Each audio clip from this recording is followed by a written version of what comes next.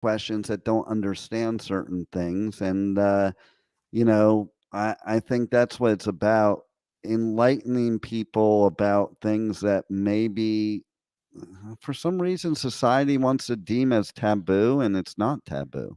None of it's like real life, it's human life. And I think people need more of an understanding of all types of things to really be able to support and to, you know, really, I would say act accordingly is the best thing. Because if you don't understand something, no matter what it is, you know, you may not act appropriately because you don't understand it. Just like a foreign language, like you could say something in a foreign language but not know what you're saying and insult somebody, as an example. Mm, So I think yeah. it's Yeah. important for everybody to be educated, informed, and and I would say informed to the fact that I think a lot of people are misinformed. Yeah, I would say like women included, and there's even someone going through, if we're talking about this topic around the menstrual cycle and women's health and bodies, there's still a lot of questions and a lot of, so that's also miscommunication opportunity number one is if, it's not well understood on an internal perspective, you don't necessarily know what to ask for or how to express that. So there's a lot of learning on both ends. And then, yeah, I mean, we're in the experience together. Just like globally, we share the world with a lot of different cultures and a lot of different people coming from different backgrounds. And part of the language of healing is being able to communicate in another way, and part of that is hearing someone else's story, listening and, yeah, getting to know that aspect a little bit better will solve a lot of problems. Well, so I have a Absolutely. question in that realm, like you said, including women. So were there questions that you wish you had earlier in life that you got an answer to that later on in life you're like, oh, now I understand? Yeah, a little bit. I think that that is probably a critical question of my life, was that I would watch other women, um, in this example, and they would know themselves so well. And I thought, wow, like how is that? How is that? You know yourself so well that you could tell when your cycle was coming, like that day. There was like a lot of the regularity of, you know, um, of that, or that intimate connection that women would express. I thought was curious to me as a young person growing up and going through my own, growth and evolution. I really admired that. So that was like a quest of um, many rabbit holes. So, but I think that who can answer that question even better or shed some light on that is our guest today. She is Paula Klassen. I'm very excited. Let's get her on the screen and I into was the so conversation. excited that you did that because that's where I thought the perfect segue was, and I was actually going to do it myself if you didn't. So I'm so happy that you did because, listen, we have an expert on the show that can give us some insight that probably none of us know, including Rebel. Rebel probably has lots of questions. Yeah, over here for all the questions, comments. Paula, hello. Thanks for Hello joining there. us today. Yes, it was And really glad to be here. And maybe I'll just preface it with I wouldn't necessarily say I'm an expert, but I'm a well seasoned practitioner I like how you put that. because I'm So continually learning. what I would like to know personally is what in what we're about to talk about today, what was it that happened in life that caused you to want to really dig in and understand and learn this subject, and make it, a business passion of yours, a life passion of yours. Something I would think something happened in life where the light bulb went off. As you were speaking before about, I think sometimes about just about life, the arc of life. And sometimes it is only when you've walked the path for a bit that you can look back and go, oh yeah, that's the moment. And I'm soon to be heading into my 5th decade of life. And the reoccurring pattern for me in my younger years, I actually went to work as a teacher in Rwanda. And I went there just after the genocide. And I really got to bear witness to just the devastation of death. And this pattern of, I've since gone and actually have been invited to bear witness to genocide in several different lights. Going up, I live in Alberta in Canada, and there's the tar sands up in the northern part of our province. I bared witness to that. And then just all of this reoccurring pattern of death was so crushing. And then there was this part of me, my womb, that had the spark of life. And I think it's that tension of just being so grief stricken to what I was bearing witness to. And then this incredible connection that I was really anchoring myself in, that like I hold this potential of life inside of me. Mm. I also have daughters. I have 2 of them. And I think the resolve to really be embodied in this role of life giver and really taking a stand for life has really come from the determination of, I have 2 daughters, and what kind of legacy do I want to leave for them? Mm. Yeah. I love that. What would you like to know, Nicole, about this journey she's been on to make it to our show today? Well, I just can't help but think about or reflect on in that moment about this real call for that feminine energy, that life-giving force, and I'm all about the duality. Studying Chinese medicine, everything stems from like the yin and the yang. It's like polarity is what creates that spark of life. It's the polarities that, if everything was just kind of neutral, I don't know, can you imagine a life of just neutrality?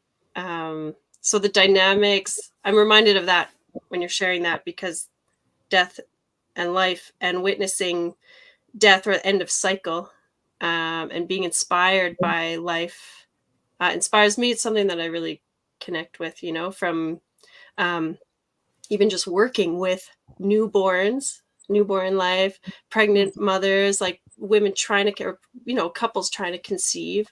I see that a lot in my daily practice. And then I also support people at their end stages of life. So, that whole realm, and just being curious about that. So, what do I want to know more about it? Well, I'm definitely curious to hear more about the inner seasons, because I'm very also interested in how we cycle through different stages. You call them a season. It could be a phase. It could be a stage. It's like a process. So I don't know if you want to jump in that. I want to jump in for a second, though, because you said season. I want to jump in that because before you were coming on the show, I was talking to Nicole about, we used to have a show on this station that was specifically about this subject. And because this person wrote a book, and that book was it's called The Period Party. And it was such a cool book, but in that book, it referenced the seasons as well. Beautiful. Well, yeah, if you would like, I could just dive in and share a little bit about the four seasons, give a little bit of the flavors as I experience them, and you can ask questions. How does that sound? Jump right in. That sounds great. Mhm. Beautiful. Yeah, so like even right now, like seasonally where we are, we're at the cusp of the summer solstice. The sun is shining brightly. I know it comes into my window at quarter to 5 in the morning, so I'm up early.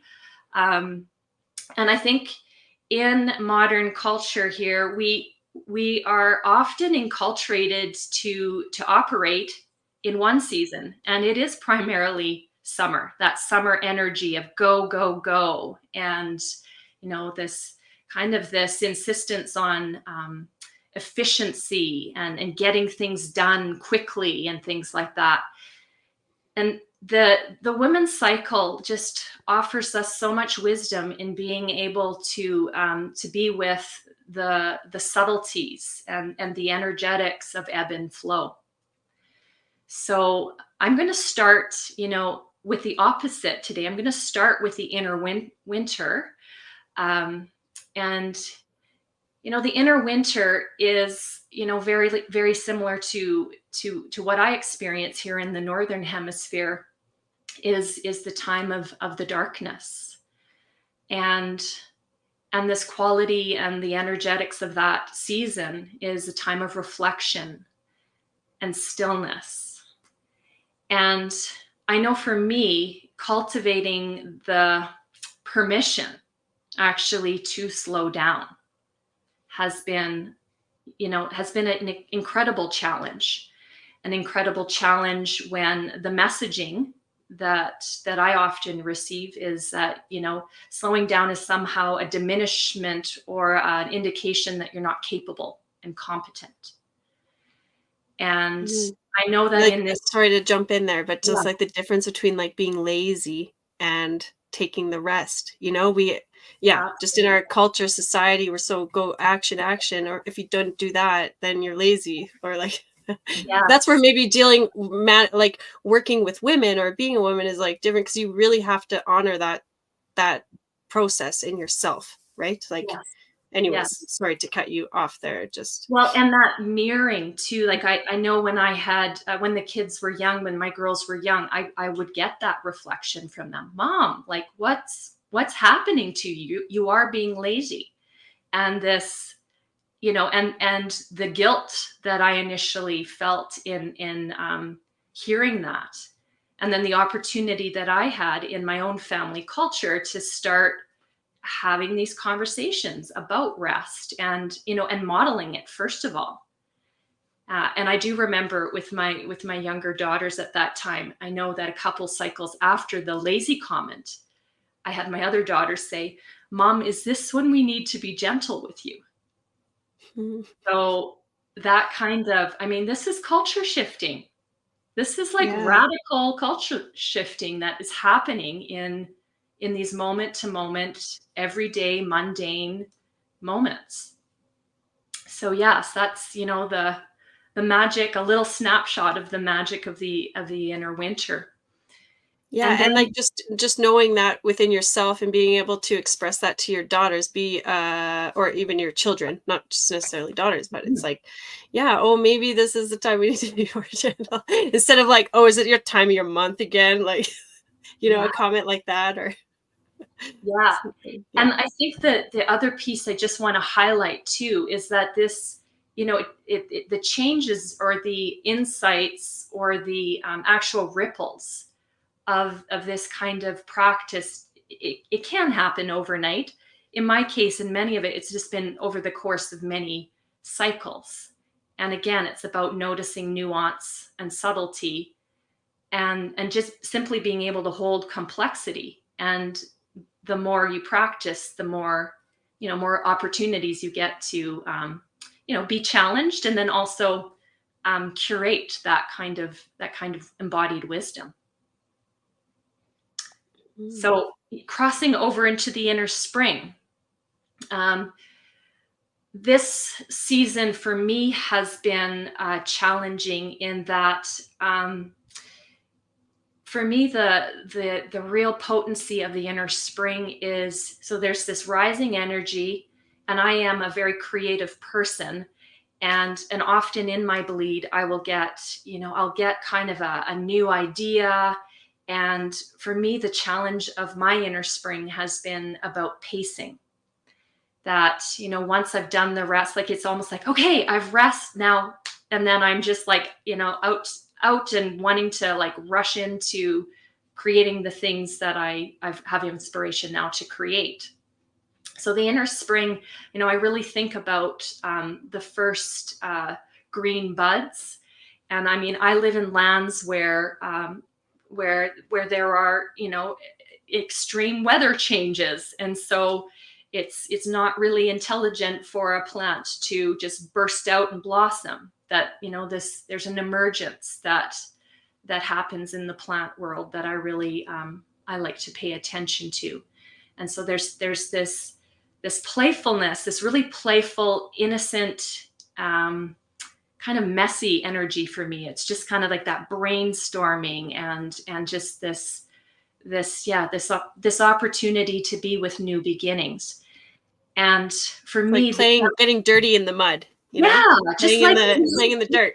Exactly. Like, where do I want to plant this thing? Which one do I want to plant? Yeah. And for me, or seed grow. And the pacing part for me has been about not putting an agenda on the product or the end goal.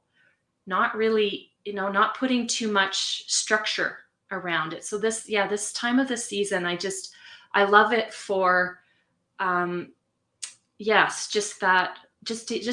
simply taking pride in the play and the newness. Like it's such a beautiful energy to come into every month. Like that I can be new again. I can try something new. I can wobble. I can, there's just so much there's just so much grace that can be offered if there's a willingness to be tender with that new vulnerability. I love that. Can I just jump in there? Because I'm reminded of, you said at the beginning that you have a challenge with this, time of season.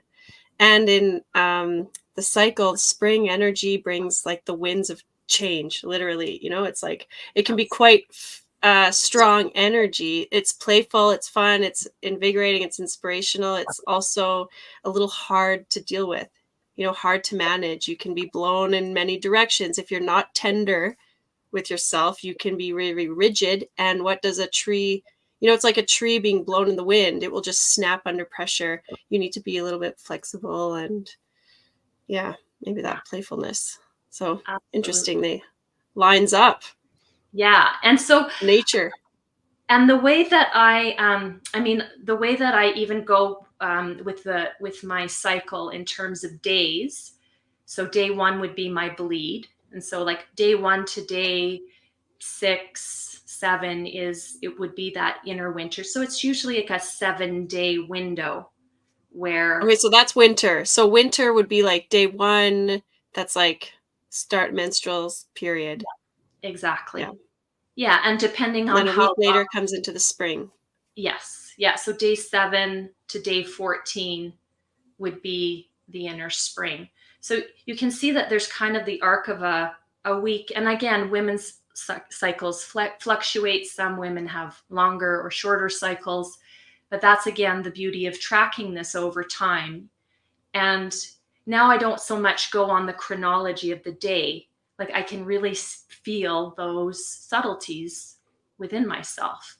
And it really has a lot to do just with just what I'm inspired to do and my energy level. And I'll feel those somatic subtleties. So I just know I'm shifting gears. And I think there's something, again, so beautiful in having that intimate relationship with yourself, and then how that can spill out into being super generous and compassionate with, being with people exactly where they're at. Yeah, that's also a quality of the springtime, like the liver season. It's the generosity, it's the abundance, versus the tight, restrained tension. Yeah, absolutely. Yeah, something to think about. So Great. how does information like this help other women that aren't familiar with it and help them to, you know, have a better, more positive experience for themselves? Well, from my experience, asking women, what day are you on your cycle, is it's such a beautiful opening question to really start exploring, this realm of direct experiencing, because not all women are cycling exactly in the you know Mhm. in the same way at the same time. And I know for me, creating coherence among women is like, whoa, like I'm so passionate about that work, because I mean, again, modern culture kind of has women kind of being distrustful of one another, and that, this kind of this distrust that often is kind of in the hidden background. Mhm. And I know that the more that I have come together in this way, like cyclically with women, like the feedback we have given one another is this relaxing into, trusting exactly where we are, and showing up exactly as we are. And in showing up exactly as we are, I know, especially in group situations, what I've experienced is the synergy of like having, like, you know, for example, being the menstruator, and then, having a colleague be ovulating, and again, that functional polarity that isn't battling or isn't in competition with, but it's actually enhancing, like a full spectrum intelligence. And I just think that this is so exciting to imagine that, we could come together in that way. And I'm even thinking, like with athletics, in one of my working groups, she's a basketball coach. And so, like, working like that as a team, and again, not insisting on being one thing, for like that the team, there can be that variance, Mm. and that again, the synergy creates something that we can't really access individually, or acting in individualistic ways. So I offer that to contemplate.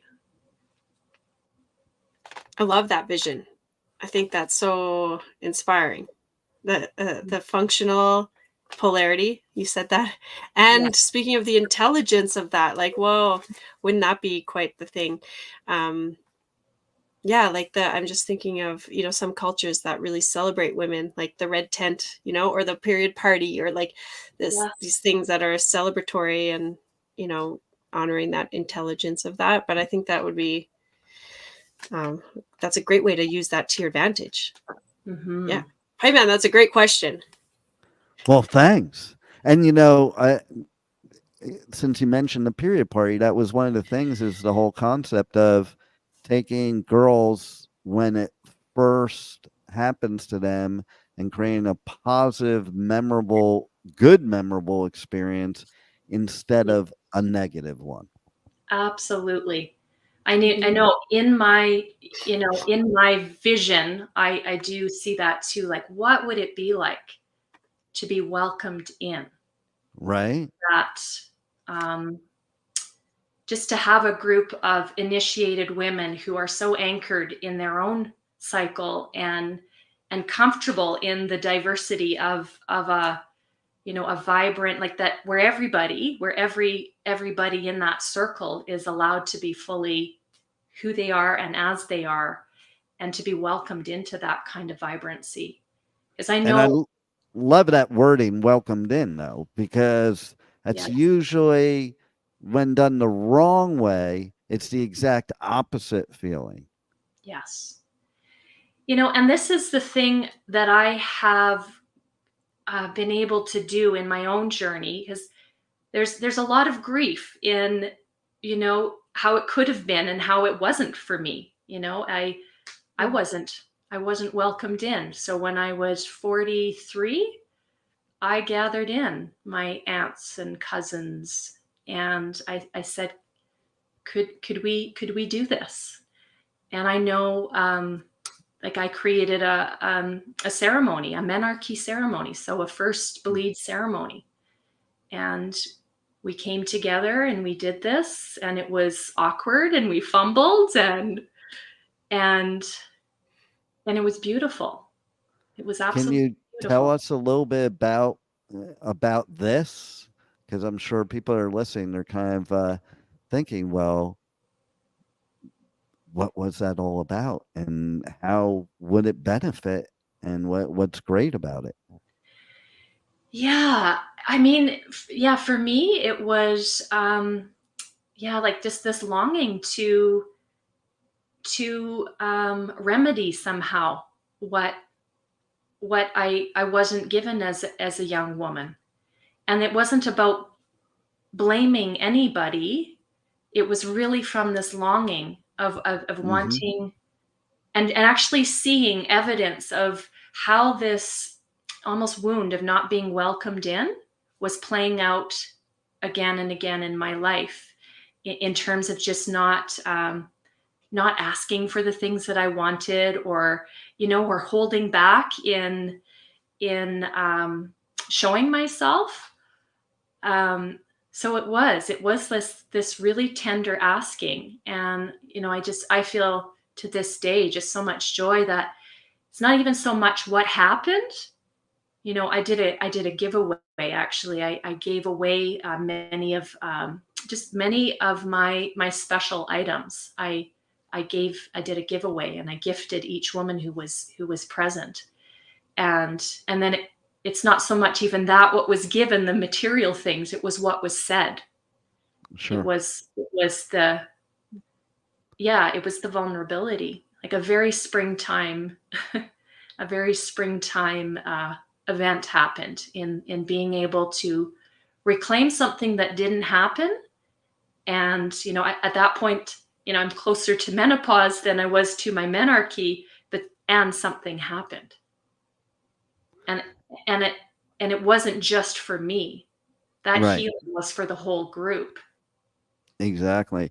And do you think, for people that are not as much in the know of these type of things, do you think that's why, like, how in a workplace, women, their cycles will definitely align with each other? Maybe that's their form, even without controlling it, of welcoming in, maybe the universe Mm. teaching women to welcome each other in.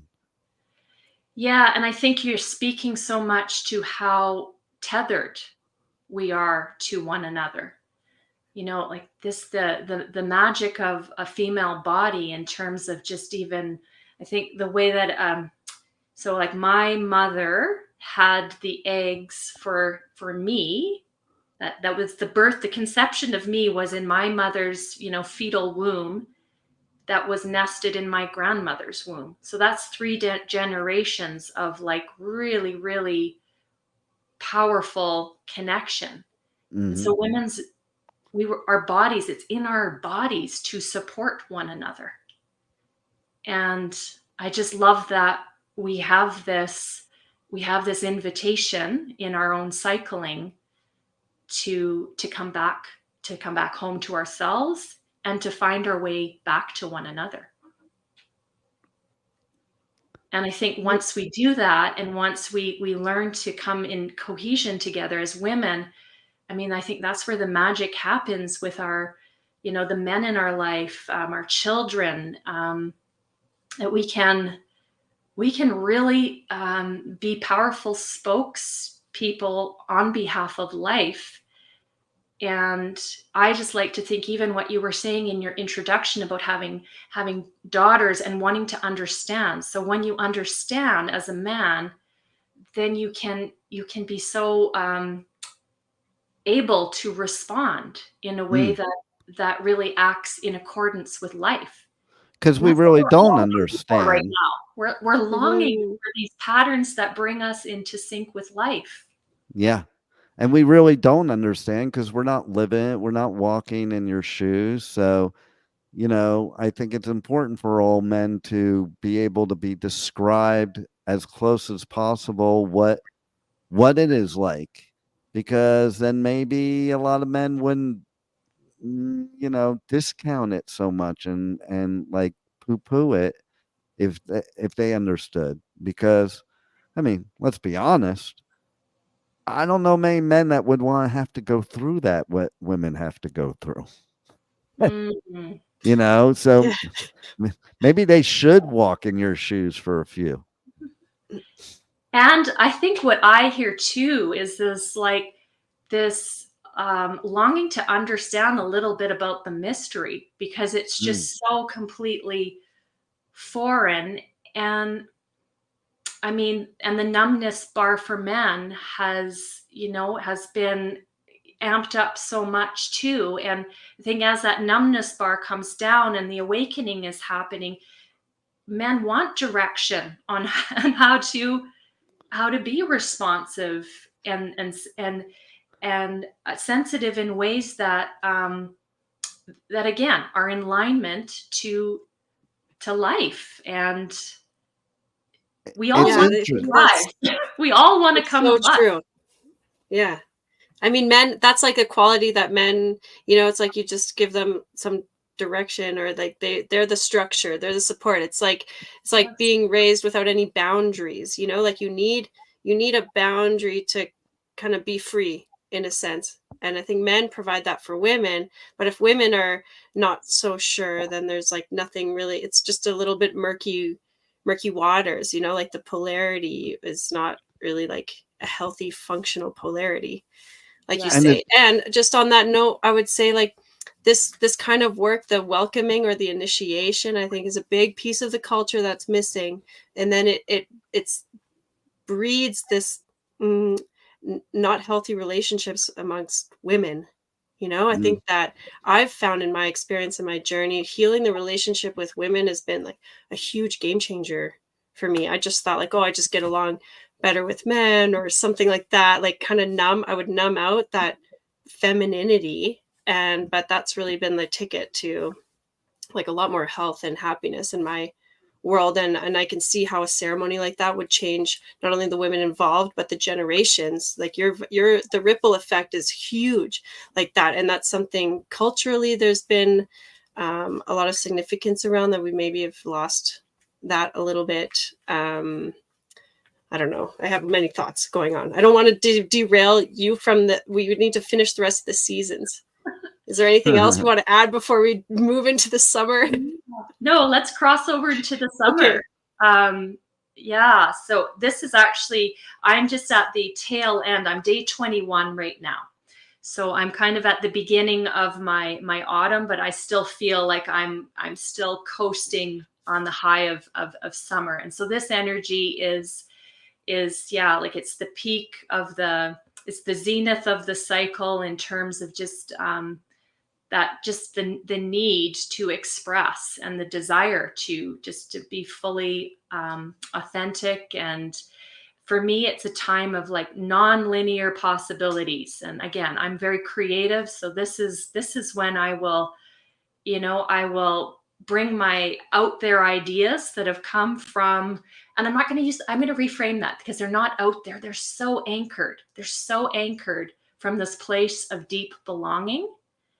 And I think sometimes I have in the past, and maybe even still today, because I use the word, I still feel that they're coming out there because they're so big.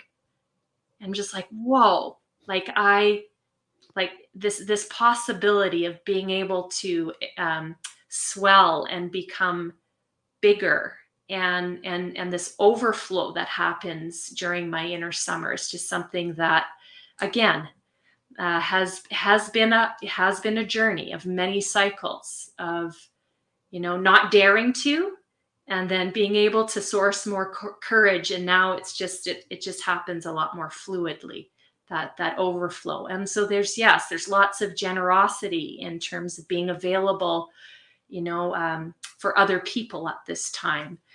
And just having this ease of effortless effort, and just, yeah, having that go energy. And it's a good time to schedule a podcast guest intro. Absolutely. Yes. Good time for interviews. Good time to ask for what you want. Exactly. Yeah. And I will be very honest that I was looking at my calendar and the timing. Yeah, no, I know quite a few women that will schedule like important meetings or sales conversations around their ovulation. I mean, that's like kind of the ultimate life hack, to know your cycle and how that relates in the outside world, your inner world with the outside world. It's the season of that living edge. It's the season of being able to really go for it. And again, in modern culture, we often, this is the gear that is really kind of prioritized, and in many ways there's this false expectation for it to, we just even look how our economy is based on endless growth, and even learning cycles. We have this, this up kind of momentum that is really, it is unsustainable. And there is a place for it in the cycle. It's not about poo-pooing it either. There's a place for it. And I think for me, the challenge has been putting parameters, and like really actually understanding that this is not how it is for my whole cycle, and that I do actually have a limited period of time where I experience this, and then this would cross over into the inner autumn, which, the inner autumn. I'm almost wanting to preface Sounds it ominous just saying it. I can feel the heaviness already. Yeah, because it is the phase in the cycle that is, say PMS, and there's just so much pathology about how this season unfolds. And I mean, I can speak from my own experience too, that I actually had my day 25. So the autumn is like kind of day 20 to day 28, day 21, day 28. So there's this arc of energy is waning, just very much like the autumn. It's like just like the dim lights going on.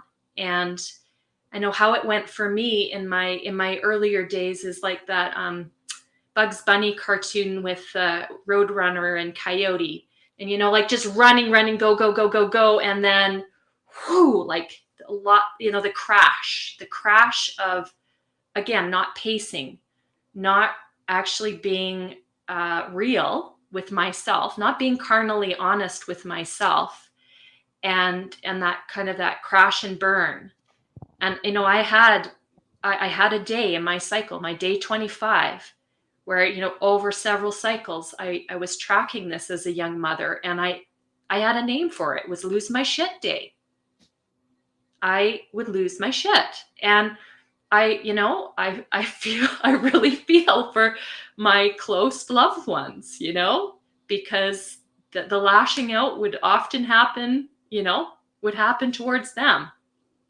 And, or it would be complete migraine or something like that. So I had, again, this feedback that my cycle was giving me. And what I've learned from this practice too is the more that you pay attention, the more, the more things that are like, they're invitations to either really listen to or disregard. And so my day 25s for a while got pretty loud. And I would go into these, what I would call these shame cycles of, asking myself, what's wrong with me? Why am I acting like this? Why am I behaving? There's something wrong with me. And again, the grace of the cycle is that, you get to go through it all again, go into the winter, the rest, the new beginning, and try something different. And then hearing my daughter say, is this the time we need to be gentle with you? Okay, well, maybe this round, I have to be gentle with myself, and then, for me, it really started with blocking that time off in my calendar, like really not doing a lot of external, like my external focus got really, I really learned to stay close to myself. And again, like being closer to menopause, I haven't gone through that change yet, but now I understand that I'm most likely, like, the inner autumn is like, this is the magic of it is once I learned to establish ground here, like, this is where I'm like in the like bare bones, truth telling, willing to take a stand for the things that I love the most. Like, it's a time of great exposure. Exposure, like, to my own wounding and all of the, I think for me, it's like really when I'm sourcing the essence of what makes me human. And, coming full circle to what I shared at the beginning with genocide, like death, mass death being such a big theme in my early years. Like, I really see this that in especially here in North America, like, we have such a fear of endings and death and change. And in many ways, that avoidance is the cause of where we've numbed out and we're not taking care of life, and we are causing a lot of death.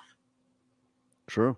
So in really being so present with, for me, the inner autumn is really about this death energy of letting go, of just really being with just the bare bones. It's juicy work, and it really takes a lot of discipline, because the inner summer is the coast. It's like, yeah, effortless effort, wee.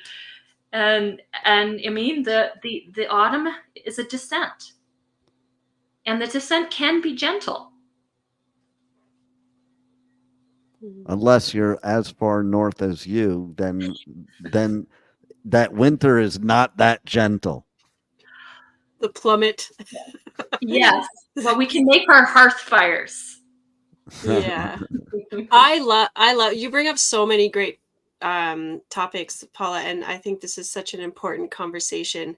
And a lot of what you're saying really resonates with me and my observation or experience with the seasons and the phases of life. If we look at Chinese medicine, is really based on Taoism or Confucianism, who are people that just observed nature and looked at outside nature, our inside nature, and how do the two like that cohesive relationship between them, or not cohesive. It could be like a damaging, destructive relationship as well. Ideally, the Tao means the way, right? It's like how to live in accordance with nature. So the more we tune in as women, or even as men, observing women or interacting with women, to be able to ask, like, what season are you in? I would love to see a culture where that was like an appropriate question. I think it should be, Yeah. it will open up a lot of conversations. But I can notice what you were saying about like the autumn as a deep reflective time, as opposed to the springtime, which is like that outward expression. So I really believe that taking care of each season is really important in having a supportive and healthy functioning season every time. For example, if in the winter time you're not resting and you're living like your best summer life, you're probably going to be tapping into some serious reserves. And then when summer comes back around, you don't have that bounce or that energy to take advantage of that natural. So that would just be one thing I would comment on and really noticed and loved that you brought to the conversation. Yeah. And I think yeah. I think we Cool. should, maybe you should give out all your socials, website, all your promo stuff and all that. And in regards to what you said about saying what season are you in, well, I was thinking about, and even what day when you were talking earlier, I'm thinking about, I can see women saying that to other women. I could see sometimes, and correct me if I'm wrong, if a man walked up to a woman and said that, the woman might not react in a positive manner from the way they would from a woman. And I think healing is relational.